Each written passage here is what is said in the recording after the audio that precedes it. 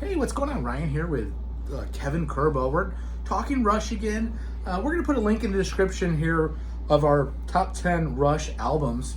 And we're going to do our top 10 Rush songs. Yep, Ryan, thanks for having me on the channel. Hey, my fourth time being invited. Yeah. So I'm excited. Thank you for having me, Intersection Records. And little brief history on you and Rush. You're a Yeah. lifelong fan. lifelong. Saw him first in '81, Moving Pictures, Signals.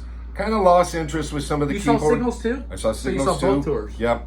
In St. Louis at the arena? Or No, Kansas City, Kemper Oh. Arena. Kemper Arena. Ryan and I actually went to the R40 show Yep. together. In 15. That was where they went backwards from Clockwork Angels all the way back to the debut. To Working Man. Unbelievable. And it was, and as the stage progressed, they would take less and less stuff. Where by the end of it, it looked like they were in a gymnasium with two Marshall stacks. So sick. It was a great evening of music. So obviously, there's 50 great songs that this band did. I mean, their first 12 albums, every song's all good. Yeah, We hard to limited it find a down bad to one. 10, and there, you could easily make this 20, but for the sake of time, we're gonna get into. And it'll be interesting. We have not seen what each other's doing.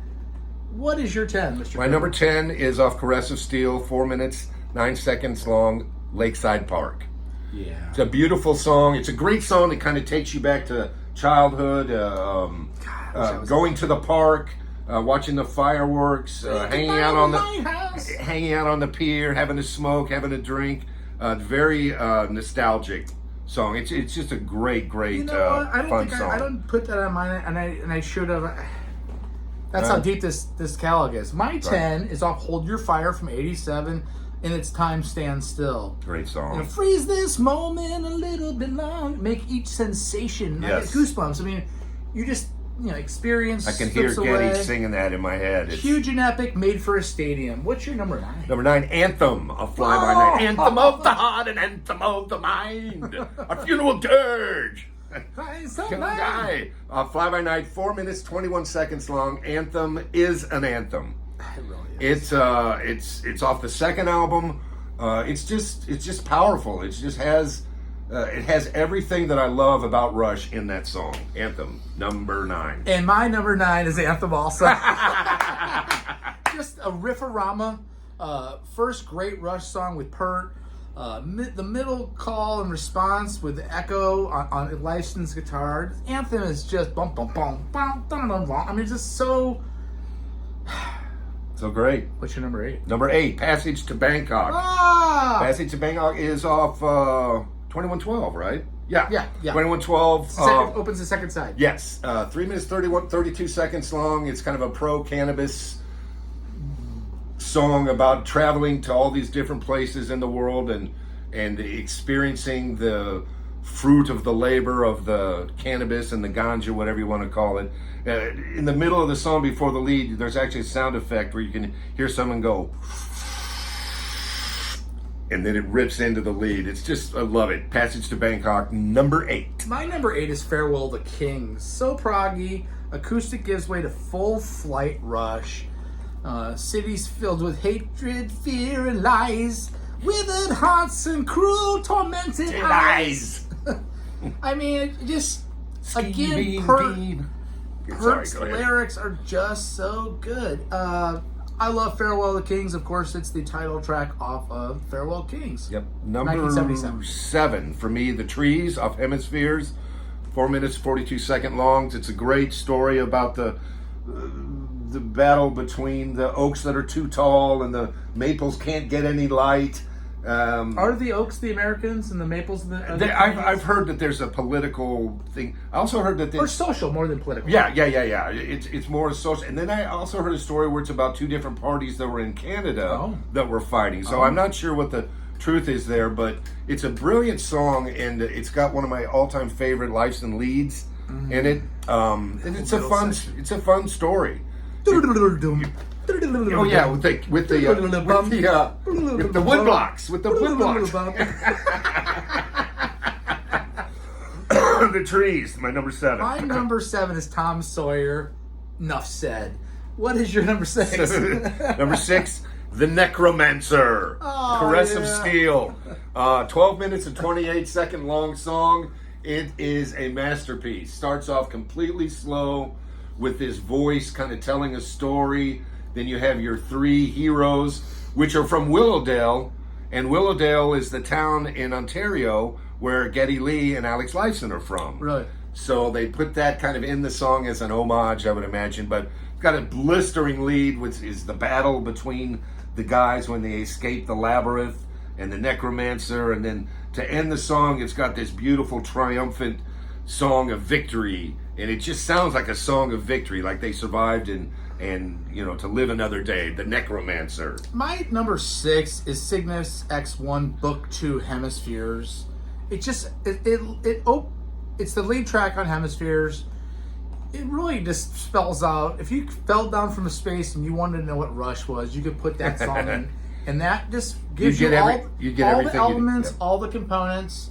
Geddy's voice in its prime. That's my number 6, is Cygnus X1 Book 2 Hemispheres. My number 5, Bytor and the Snow Dog. Nice. Fly By Night, 8 minutes, 37 seconds long. The first real bite they took at an extended science fiction fantasy story. Brilliant. It's got some weird sounds during the lead. Yeah. It's got Geddy and Alex trading off licks. It's got this countdown where it reduces every time to like 10 beats, 9 beats, 8 beats. And it builds to a slow, amazing lead when you have the battle between Bytor and the Snow Dog. That's your number. That's my number 5. My number 5 is Bastille Day. Yes. Just a brooding riff by Alex. Geddy's high-pitched vocals. Everything rolls into that big hook of marching into Bastille. I just love it. Again, it's an epic. It's not as long as some of their epics, but it's This is like the guillotine and the bloody cross or something. I don't know if that's right. Yeah, everything how he gets up. It's just. By the way, I love Geddy's vocals. In the start, he's gotten a lot of crap, especially in the 70s. A cat on helium, all kinds of. Well, then he got a lot of crap late in his career when he couldn't hit the high notes. But remember when we saw him? They did Lakeside Park at the. It was amazing. Yes, and that was at the R40 show. Ryan told me during that show, you said, shut your eyes and just listen for a few minutes. Yeah. And it just sounded like someone lifted the needle on and put it on insane. the LP. It was just fantastic. My number 4 is Cygnus X1, Book 1, The Voyage. So Farewell to I Kings. have Book 2, you have Book 1. Yes, Okay, 10 minutes and 21 seconds long. It's a great sci-fi story about the guy getting on the ship, the Rosinante, I think is the name of it, traveling through space. And there's a tie-in from this song into Cygnus X1 Book 2 from Hemispheres. This is actually the journey that the guy takes from your song. This is my song. It's just got a great bass riff. Starts off kind of eerie, but then builds great. And when they build to the part where he goes into the black hole, it's just balls to the wall, man. Yeah, that's freaking cool. Love it. My 4 is 2112, the overture, Temples of Syrinx, and all the way through the 20-minute journey through the grand finale. Yep. It's almost unfair to have a song like that that's 20 minutes because I said half of an album, but I can't. If we're going to do greatest songs, that's, for me, it's right up there. It's my number 5. No, my number 4 is 2112. My number 3, La Vilios Triangato. Their best instrumental, hands down. It's got some great stuff in it. The lead that starts with volume pedal swells on the guitar, then a slow bluesy. Then you can tell he's turning up the volume on his Gibson ES335, which was his signature guitar, the double cutaway hollow guitar during most of these early songs. One of the things, without taking too much time here, I wanted to mention is his ability to cross pick. So cross picking is when you make a chord with one hand, and instead of strumming, you pick individual notes. That's so for true. A pattern. What a great and it's as you're going across. So cross pick, you pick individual notes.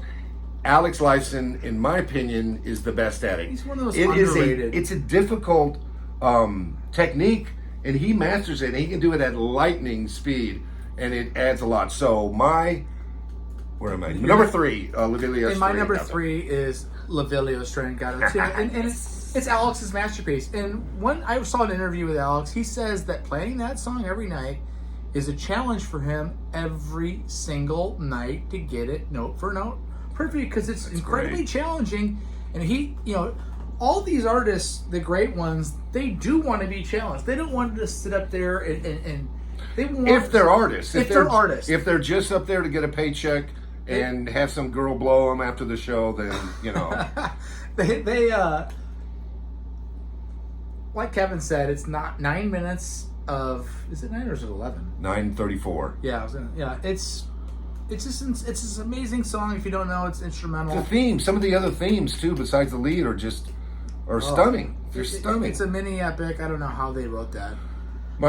Go ahead. Yeah, you're number 2. My number 2, 2112. Nice. I actually wrote down 2112. So I'm counting the whole side as my number 2. Yeah, and I did too. Okay, good. I did too. Good. 20 minutes and 34 second long. It's their masterpiece as a band. It's got everything. It's got a great story. Listen to our broadcast of the top 10 albums. I'll put a link to that. And by the way, subscribe to Ryan's channel. Yeah, thank you. It's an amazing channel. He does content every day. Let's see if we can't get 100 likes on this show. Yeah. Nice. So 2112, it's my number 2. It's just, listen to it. If you listen to it, you'll know what I'm talking about. My number 2 is off the first record. It's the last song off the first record. And it is Working Man. Nice. Don't we all feel like that? Every man, that's what they're singing for, and that's on that first record. I think it made an impact with people, with hardworking people in Cleveland, hardworking people in Detroit. They connected it. And wow, wow, and it's there's some Sabbath there, there's some Cream there, there's some Zeppelin there, nice. But it's Rush. Yeah. It's Rush, and it's their first really great song, and they played it till the last moments that they ever did. Just menacing, and the long ride out the end. I mean, on this documentary, yeah, they talk about that song, and the DJ that broke the song is on this documentary. And she says when she put it on, people were calling in, go, when did the new Led Zeppelin album get released? Yep. Because it's just so fresh and so produced well, and just the performance. These guys are master musicians. Absolutely. So my number 1 is Xanadu of Farewell to Kings, 11 minutes and 5 seconds long. This song for me has everything. Yeah. It's got the guitars. It starts with the birds chirping and the synthesizers. Then it's got the pedal swells on the volume pedal. It's got the drums coming in. It's got the story of Kubla Khan. It's got a great lead in it. When it winds down, this for me. The Milks of Paradise. Yeah, where's your damn honeydew? Don't you have any more honeydew? Come on, man. I might have some more honeydew. Let's see here. I got some honeydew here.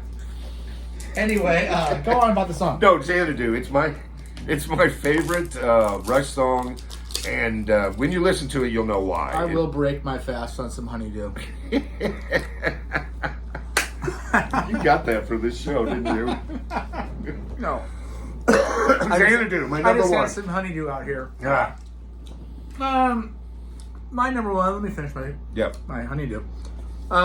Spirit of the Radio. Wow. Spirit of the Radio. This is why I love Rush. It's positive. You throw that thing in the car, it's just intoxicating. It's Pert at his finest, drum wise, and lyrics. Once it kicks into the full soaring thing, I mean, just they're at the top of the rock world in 1980. They just really are. Zeppelin, had come out with it Into the Outdoor. They've eclipsed Zeppelin at this point. They are the rock heavy band, maybe along with AC/DC. you know, and it's more than just rock. It's got but that then progressive thing but going then you got in the it. reggae and the words of the Yeah. prophets are written on the stars. Tick, tick, It's tick. uplifting. It's positive. Great song. That's my number one. Spirit of the Radio. Those are our top 10. Take a look at the channel. I want to thank Kevin Kerbo. Thanks here for inviting me. these shows. My And, fourth time on the channel, yeah. so thanks for the invite. We'll catch you later. We'll put a link in the description of the our top 10 albums by Rush. We'll catch you next time. Peace out. We'll see you. Bye-bye.